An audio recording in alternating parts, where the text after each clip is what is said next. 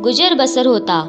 एक दिन वह राजू से बोली, बेटा तू हमारी गरीबी देख ही रहा है, क्यों ना कहीं तू कुछ काम कर ले जिससे हमारे घर की हालत सुधर जाए। ठीक है माँ, मैं कल से काम की तलाश में जाता हूँ।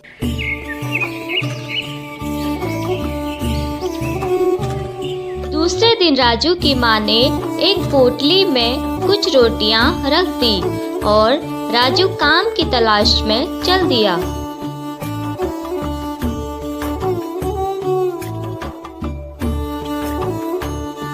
वह काम की तलाश में काफी जगह घूमा, लेकिन उसे कहीं भी कोई काम नहीं मिला। राजू फिर आगे चलता रहा। चलते चलते बहुत दूर आ गया हूँ, थोड़ा आराम कर लेता हूँ, न जाने अभी कितना आगे जाना है। उसने एक कुआं देखा और वहीं एक पेड़ के नीचे बैठ गया। उसे घूमते घूमते बहुत तेज भूख लग चुकी थी। आज मैं बहुत रोटियां खाऊंगा, मुझे बहुत भूख लगी है, बहुत बहुत ज्यादा। मैं 1 खाऊंगा, 2 खाऊंगा, 3 खाऊंगा, 4 खाऊंगा और 5 भी खाऊंगा और 6 भी और 7, मैं सब खा जाऊंगा, कुछ भी नहीं छोड़ूंगा, मैं सब खा जाऊंगा। पास के कुएं में 7 भूत रहते थे। उन्होंने यह सुना तो वह डर से कांपने लगे। अरे अरे, यह कौन आ गया? यह तो हमें खाने की बात कर रहा है। अरे आज तो गए हम सब। अरे अरे, यह कौन आ गया हमसे बड़ा? लगता है आज हमारी खैर नहीं। इस कुएं से भागने का तो कोई रास्ता भी नहीं है। अब हम क्या करें? इसका अब एक ही उपाय है, इनकी भूख हमें शांत करनी होगी, तभी हम बच पाएंगे। चलो चलो, इनकी भूख शांत करने का कोई उपाय करते हैं। हाँ चलो।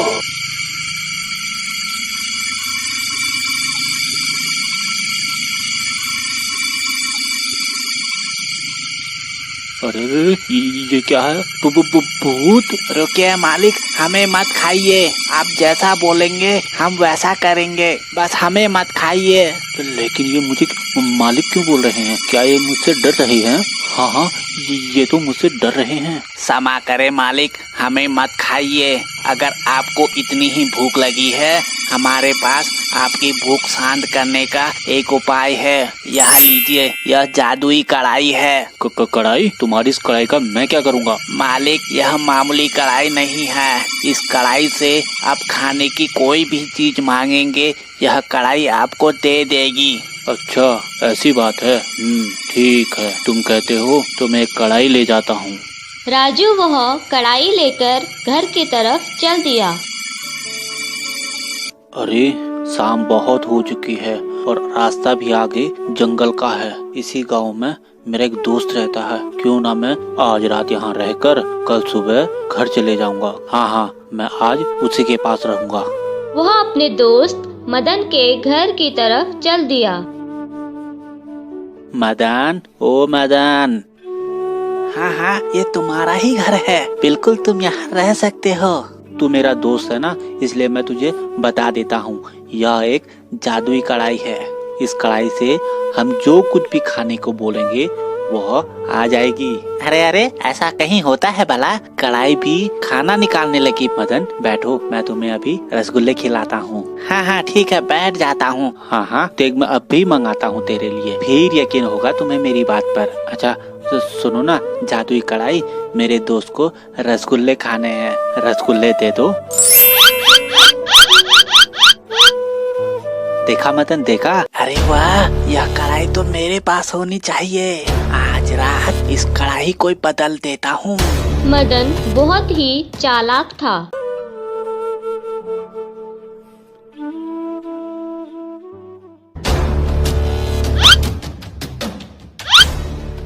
ठीक है मदन, मैं अब चलता हूँ। दूसरी सुबह राजू मदन से विदा लेकर घर की तरफ चल दिया। माँ, ओ माँ, देखो मैं क्या लाया हूँ। माँ, यह जादुई कढ़ाई है, इसे खाने को जो कुछ भी बोलोगे यह सब देता है। जादुई कढ़ाई? दिखा तो कैसी जादुई कढ़ाई लाया है, जरा मैं भी तो देखूं। बैठो माँ, बैठो, मैं अभी तुम्हें गर्मा गर्म खीर खिलाता हूँ। जादुई कढ़ाई, इस बार मुझे खीर चाहिए। अरे यह क्या?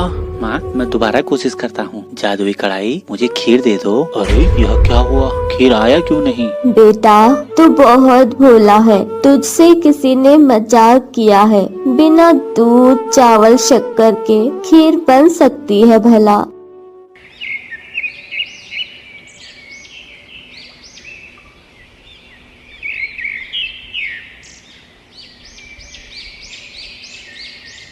राजू दूसरे दिन फिर से उसी कुएं की तरफ चल दिया।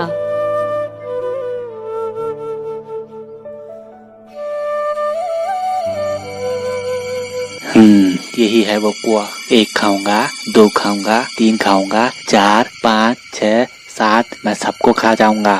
राजू की आवाज सुन भूत कुएं से बाहर आए। क्या हुआ मालिक, आप फिर से आ गए? अरे तुम लोगों ने मुझे कैसी कढ़ाई दी है, वह काम ही नहीं करती। माफ करिए मालिक, ये लीजिए, आज आप यह बकरी ले जाइए। इस बकरी को आप जैसे सहलाएंगे यह सोने की मोहरे देगी। अच्छा ऐसी बात है, ठीक है। राजू वह बकरी लेकर घर की तरफ चल दिया। आज फिर से अंधेरा हो गया है, मैं यही मदन के पास फिर से रुक जाता हूँ। मदन, ओ मदन। अरे वाह, आज फिर से, वाह वाह वाह वाह, कल की तरह इस बकरी को भी बदल दूंगा। यह एक जादुई बकरी है, इसे सहलाने से इसके मुंह से सोने की मोहरे निकलती हैं। आजा आजा आजा, मुझे खूब सारे सोने की मोहरे दे दे। अरे राजू, वाह वाह, ये तो सच में ही सोने की मोहरे देने लगी। ये ले कुछ मोहरे, तू भी रख ले, तू मेरा दोस्त है ना, ये ले।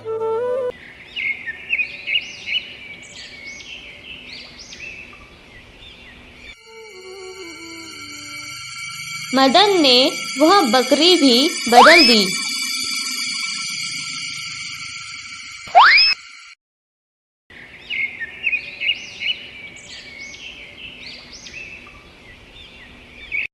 सुबह होते ही राजू अपनी बकरी लेकर घर चल दिया।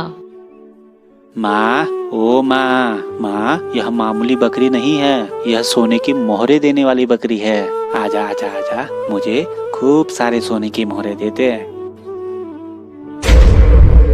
अरे यह क्या हो रहा है? अरे आज तुझे फिर से किसी ने बेवकूफ बना दिया है। कहीं बकरी भी सोने की मोहरे देती है भला? तू किसी काम का नहीं, बस कहां से फालतू की चीजें उठा ले आता है घर पे। खबरदार, अगली बार से ऐसी फालतू की चीजें ले आया तो मुझसे बुरा कोई नहीं होगा, कह देती हूँ।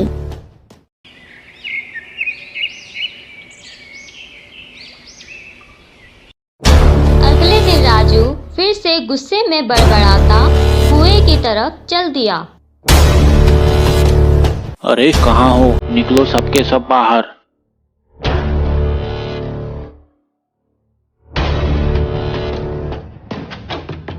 क्या हुआ मालिक, आप फिर से आ गए? तुम लोगों ने मुझे बेवकूफ समझा है। जादुई कढ़ाई, इस बार मुझे खीर चाहिए। अरे यह क्या हुआ, खीर आया क्यों नहीं? आजा आजा आजा, मुझे खूब सारे सोने की मोहरे दे दे। अरे यह क्या हो रहा है? क्षमा कीजिए मालिक, लेकिन यह कैसे हो सकता है? हमने तो आपको जादुई कढ़ाई और मोहरे देने वाली बकरी ही दी है। यह बताइए मालिक, यहाँ से जाने के बाद आप कहीं रास्ते में रुकते तो नहीं? यहाँ से जाने के बाद मैं अपने दोस्त के पास रुकता हूँ।